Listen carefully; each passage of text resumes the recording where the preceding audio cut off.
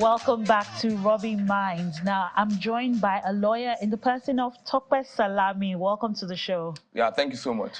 So now we know about cancel culture. We know about, very quickly, we go on to these social media platforms to call people out.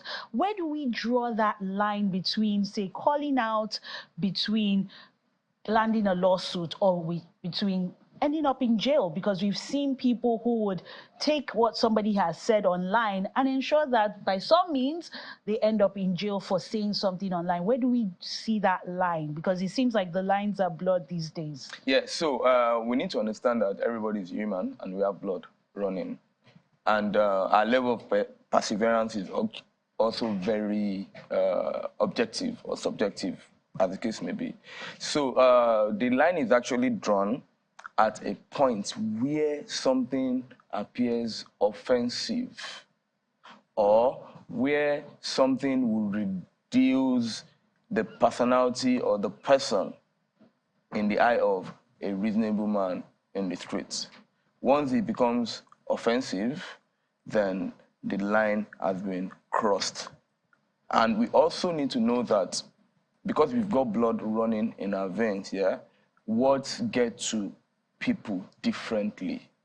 But anything offensive, anything that is not legal, or anything you are not, any action taken without, resting on every form of legitimacy, the line would have been crossed at this level. Who gets to determine what is offensive? What you might consider offensive might be different from what I consider offensive. Do we have any document, anything that we can refer to say this is what is really offensive and this isn't offensive, or this constitutes something that could end up in the courts? Okay, so earlier I had said something about the reasonable man test.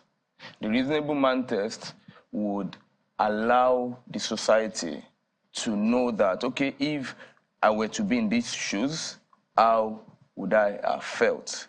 These particular words, spoken or written, can these words lower my goodwill? And when I say goodwill, my goodwill as a person, my goodwill as a business person, and my goodwill even as a Nigerian.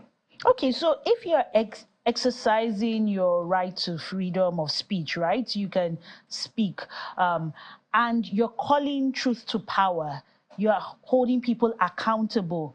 That might be seen as offensive, but really, you're just stating things as they are. What does the law have in place to protect such people who have to do that as part of their work? They could be journalists, for example, who are calling truth to power. How are they protected? Of course. So when you call truth to power, we need to know that regardless of whatever you say, regardless of whatever you write, if it is the truth, if it is reflecting the true situation of how things are, it is very easy to prove. At that particular point in time, the law would do what? Provide a good shed for you.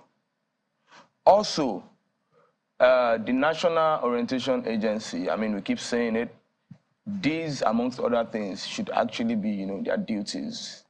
You should bridge the gap between citizens and government.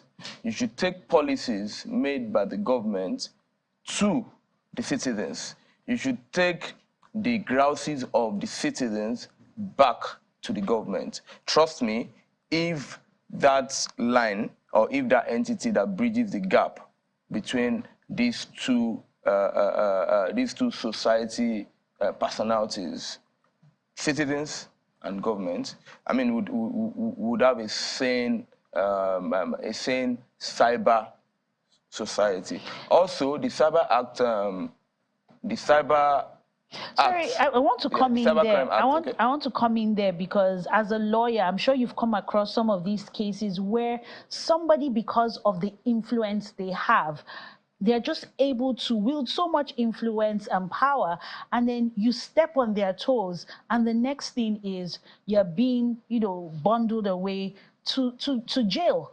Does the law protect that person who may have just gotten carried away, maybe in putting a tweet out or a thread out, and they didn't mean it in that way, but the person at the receiving end feels they're a big man or a big woman, and they're going to show them and ensure that they teach them a lesson.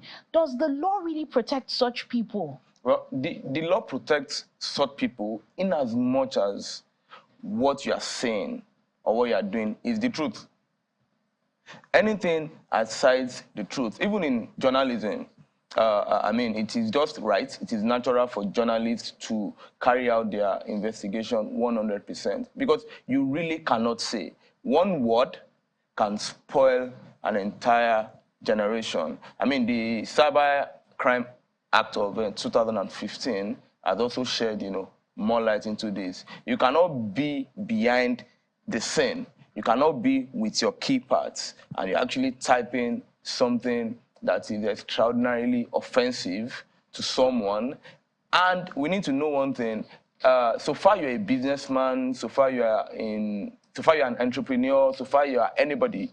One thing is very important, and that is the goodwill, the business goodwill. And so the business goodwill is like a white cloth. Just sprinkle a little percentage of palm oil on it. It makes the white clothes very useless. Even if you use the best soap, it might not go off. So words get to people differently, and people now assimilate, these words differently. And some people, if care is not taken, they may never write again. Yes, and that takes the conversation to the issue of cyberbullying, because these days we have people that maybe can't face other people face to face, but they go behind their keypads and they start saying all sorts of things. What can be done to really curtail this? Like, do these laws that you were talking about address these issues for people who end up as victims of cyberbullying? No, definitely. Section 24 to Section 27 of the Cyber Crimes Act has made, provision for this, for cyberbullying, for cyber stalking, and of course, for people who also helped in carrying out, these crimes. So the law is there. It is left for us to let people know that these laws are there.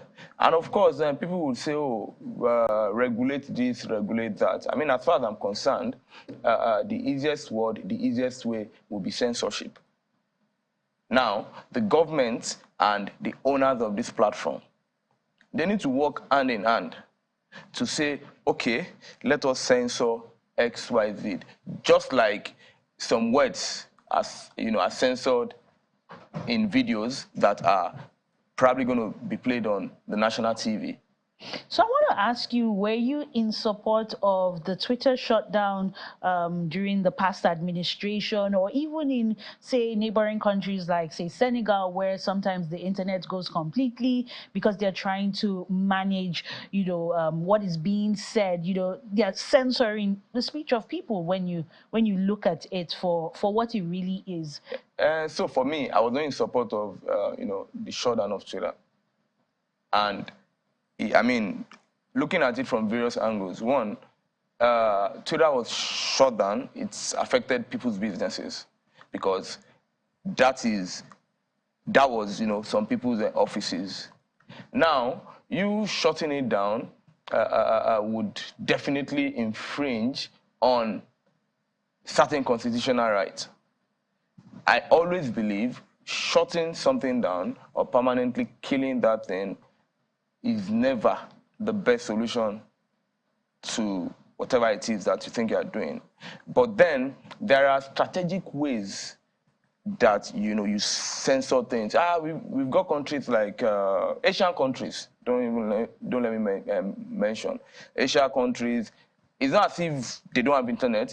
It's not as if they are not making use of social media, but there are limitations.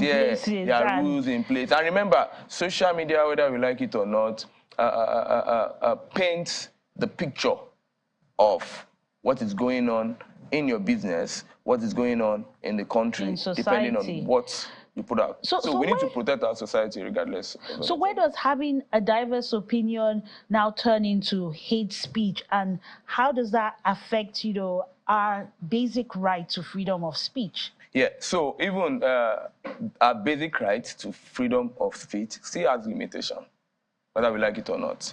Now, if you are typing something or if you are putting something out and it is so offensive to the level that by the time you even swap roles or by the time you swap position, you would understand that if these things were to be done to you, oh, you would have acted in X, Y, So Z by way. putting yourself in the other person's shoes, Once it is offensive, then you will also begin to see how offensive it can be read as. Thank you very much, Tope Salami, for your contributions on Rubbin Minds. Yeah, you're welcome. Thank you so much.